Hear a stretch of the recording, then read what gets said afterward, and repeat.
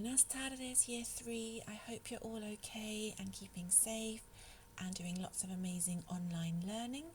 Now, this might be the last Spanish video before you go to Year 4. So I just wanted to say a huge well done to all those children who've sent me some work. Well done to children who've watched the videos.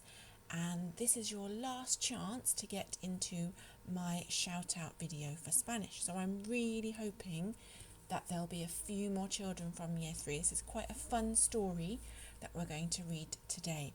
And as you can see, I've got my binoculars because I'm at the zoo and I'm meeting the zookeeper's cat. Okay, let's get started. So before we go on to today's learning, I want to say a big well done to these children specifically, Hussein, Dima, Fiona and Sophie, because they sent me some lovely work on the Wilma the Whale story. And if you want to be in my last shout out video, you need to send work from today's lesson, please, to spanish@grange.harrow.sch.uk. And as always, there will be class chart points as well, and hopefully some certificates too. So what you will need, as always, you will need a pencil, some paper. You're going to do a creative task, some drawing and colouring. So I would like you to have some colouring pencils, felt tips, crayons, whatever you have at home. You are going to need your imagination, your creativity, and to begin with, you are going to need your listening ears. So if you haven't got the pen and paper and pencil, please go and get that now. Pause the video. Okay, so today, hoy es viernes, el 3 de julio 2020. Can you say that after me? Viernes, el 3 de julio 2020. Great start. Well done, Year 3. Now, our learning intention. So, you're going to follow along the story. Identify adjectives. Now, remember, what are adjectives? Excelente. They are those describing words, describing the noun. And you're going to start to use them in your own writing. We're not doing lots of writing, just a tiny bit, okay? So the success criteria, I can read and show understanding of familiar single words. I can name a noun, adjective, verb, pronoun, and conjunction in the language being studied, so in Spanish. I can write and say simple familiar words to describe people, places, things and actions using a model to help me. So pause the video and please copy down the date and the LI. Okay, now a few lessons back and also when you were in Year 2, we read a story called Brown Bear. And that story is really useful to look at how adjectives work in Spanish. Remember, they go after the noun most of the time. So in English, we might say the brown bear, but in Spanish, they say un oso pardo, a bear that is brown. And for example, un pájaro rojo, a red bird is how we'd say it in English, but they say a bird that's red. Okay, so that's important to keep in mind when we read today's story. The Zookeeper's Cat, a 1/3 stories book written by Sue Berhent and illustrated by Heloise O'Donoghue. So here we can see a map of the zoo with all the different animals. And this story has been translated by Clara Criado Escriba.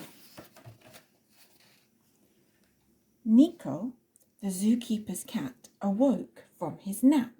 He often dreamed that he wasn't a lazy gato, but a completely different animal altogether.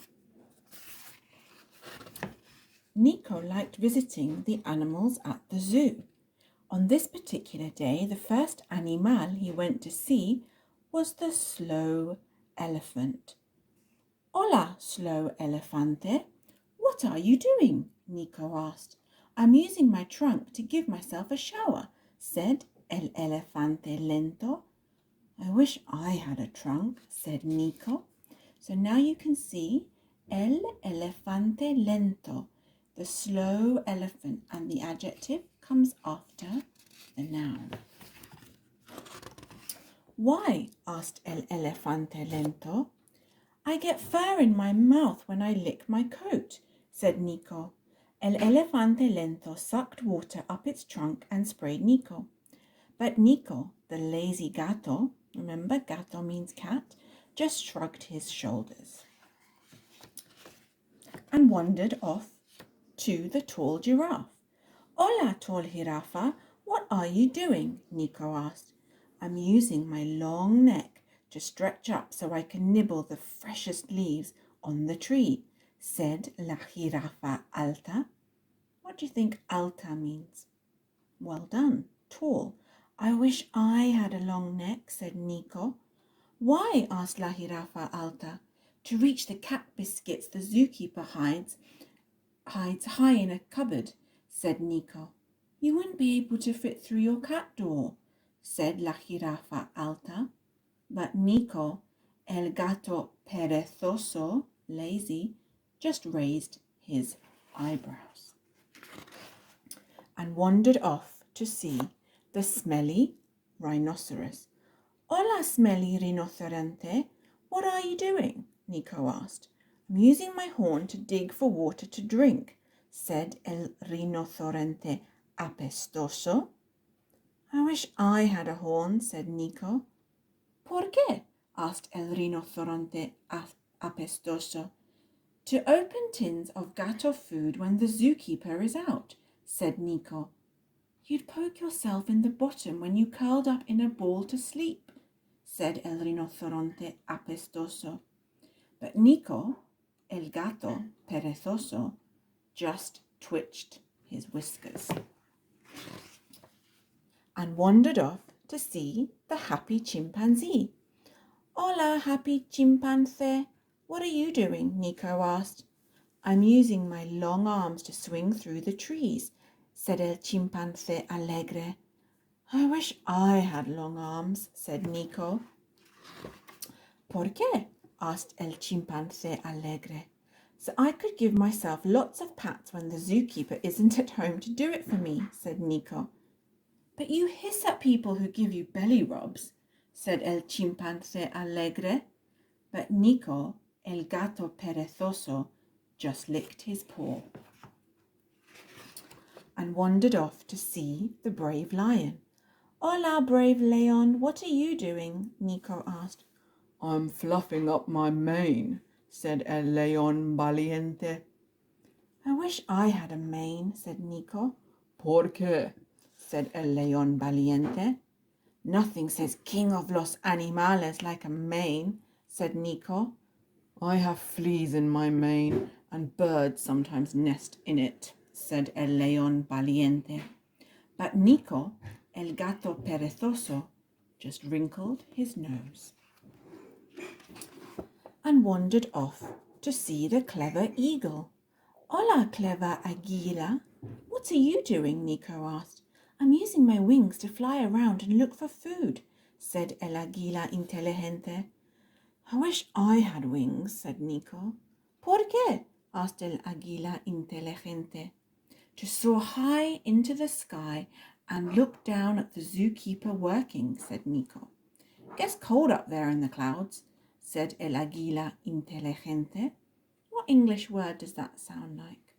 Well done, intelligent, clever. But Nico, el gato perezoso, just purred loudly and wandered off to see the beautiful flamingo. Hola, beautiful flamenco. What are you doing? Nico asked. Using my long legs to keep my feathery body from getting wet, said el flamenco bello. I wish I had long legs, said Nico. ¿Por qué? Why? Asked el flamenco bello. To make it easier to look out of the zookeeper's window, said Nico. It would be more difficult to sit on the zookeeper's lap, though, said El Flamenco Bello. But Nico, el gato perezoso, just stretched and thought about all the things Los Animales had told him. And you know what? Nico still wanted a trunk like el elefante lento. He still wanted a long neck like la jirafa alta. He still wanted a horn like el rinoceronte apestoso. He still wanted a mane like el león valiente. He still wanted long arms like el chimpancé alegre. He still wanted wings like el águila inteligente. And he still wanted long legs like el flamenco bello. So Nico rummaged in the zoo skip until he found a hose pipe, rubber gloves, a broomstick, and all the other things he'd need. What do you think he's going to do, Year 3? Let's find out. To turn himself into a different animal altogether. Nico looked himself in the zookeeper's mirror. He blinked. Then he shook himself and went to sleep in front of the warm fire. When the zookeeper came home, he tripped over the legs of el flamenco bello, the wings of el águila inteligente, and the mane of el león valiente. He slipped on the arms of el chimpancé alegre, and the horn of el rinoceronte apestoso poked him in the bottom. Finally, he got all caught up in the trunk of el elefante lento. And Nico, he slept through the whole thing, just like any gato perezoso, any lazy cat. The end. And here we've got a glossary of all the different words that we'll go through a little bit later on. I hope you enjoyed that story. Okay, I hope you enjoyed that story. Thank you for helping me look out for those adjectives. Now, I've picked a sentence from the book in English, and I want you to see if you can find examples of all those things on that list. So let's read the sentence first. Then he shook himself and went to sleep in front of the warm fire. So that's the cat that we're talking about there. Now, I've put the different types of words in different colours to give you a little bit of a clue. And I know you've been doing lots of fantastic grammar work. I have seen some videos from Miss Panata, from Mr. Loza, from Miss Fernandez. And you've been learning about things like prepositions and pronouns, etc. Okay, so can you help me find a noun in that sentence? What is the noun, an object? Well done. The fire could be and is a noun because it's a thing, isn't it? It's an object. An adjective. Now we need to look at something that describes our noun. So our noun is the fire. What's the adjective that they've described the fire as? Well done, warm. Okay, so it's telling us how hot or cold it is. Now, a preposition, and I remember seeing a video where Miss Panata had her brother, I think it was, helping her out, teaching you all about prepositions. So, can you spot it in my sentence? Muy bien, in front of. It's describing the place of something in relation to something else. So the cat is going to sleep in front of the fire. Now a conjunction can sometimes be called a connective. So connectives join parts of sentences together. So we've got a couple in this sentence. The one I want us to focus on is the word and, okay, in that orangey colour there, because it's joining the first part of the sentence to the second part.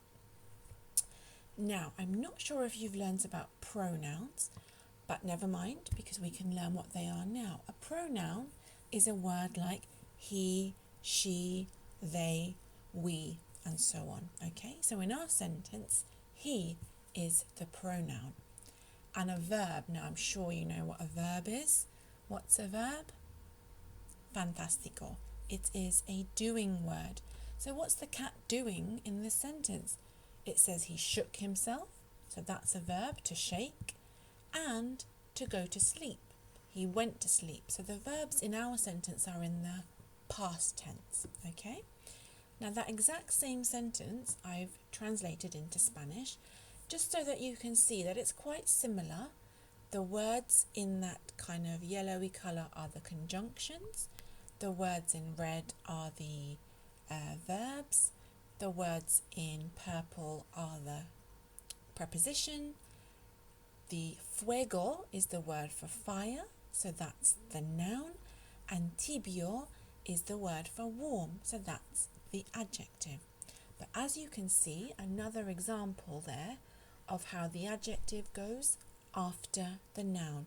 We say el fuego tibio, the fire that's warm, okay? The rest of the sentence, most of the words are in the same order that they would be in English, okay? I hope that was okay, and don't worry, we're going to practice things like that a lot more in year 4, but it's just good for you to get an idea from now, okay? Right, this is your main activity. So, I've made a list there of all the animals from our story, the story we read today, and the adjectives that were used to describe them. We're going to read through both lists, and then I want you to design, draw, and colour in a brand new animal. And you're going to mix up 2 or more of the animals on the list there. You can give your animal a fun name too, okay? Once you've decided what your animals are, you're going to add an adjective to describe each one that you choose. Now you can choose 2 or you can choose 3, 4, however many, but it must be at least 2. And on the next slide, you'll see an example which will help you. If you think you want to be even more creative and pick animals that are not even on my list and adjectives that are not on my list, you can find them online using an online dictionary like www.wordreference.com. Right, let's just read through those animals in Spanish and then you can get thinking about what you're going to create. So, un águila, un chimpancé, un elefante, un flamenco, un gato, un león, un rinoceronte. Okay, try and say these ones after me. Alegre, valiente, apestoso, bello, inteligente, lento, perezoso. Well done. Okay, so hopefully you've got some idea, but have a look at my one now. So I decided I was going to mix up an elephant and a chimpanzee, and I've called it el chimp, the chimp, okay? So I'm using a little bit of both words. And then I've labelled my picture el elefante alegre, the happy elephant, and el chimpancé inteligente, because chimpanzees are quite clever, aren't they? So they're intelligent. So that's an example of what you need to do. And remember, be creative, draw me a beautiful picture, colour it in and label it nicely in Spanish. And once you've done that, please remember, don't forget to send it to that address. And let's have a little competition between the 3 classes. Which class is going to be the one that sends me the most amount of work? And there might be some extra class chart points. Okay, year 3, I hope you enjoyed that. I hope you have a lovely, lovely weekend. And if I don't speak to you again, I hope you have a fantastic summer holiday. Do all those things that you enjoy doing. Make sure you keep active, make sure you do some Spanish, and most importantly, stay safe. Okay, and I will see you when you are grown up year fours, and I cannot wait to see all your smiling faces.